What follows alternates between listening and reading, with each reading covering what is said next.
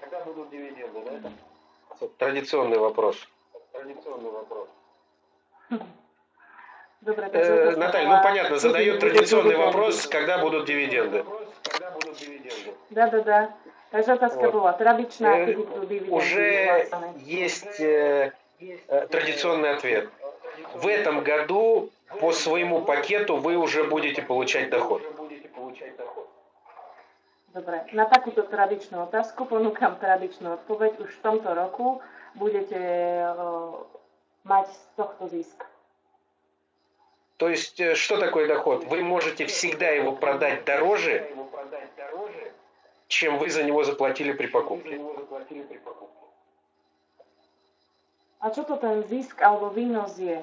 Že stále môžete tento produkt predať drahšie, ako ste dali za nákup. А дальше этот пакет будет только дорожать. A ďalej tento balík bude stále sa len zdražovať. И как, соответственно, с этого получать максимальную прибыль, мы вам еще будем рассказывать и предлагать. A ako z tohto všetkého budete čo najviac ziskoví, to vám všetko budeme rozprávať a ponúkať.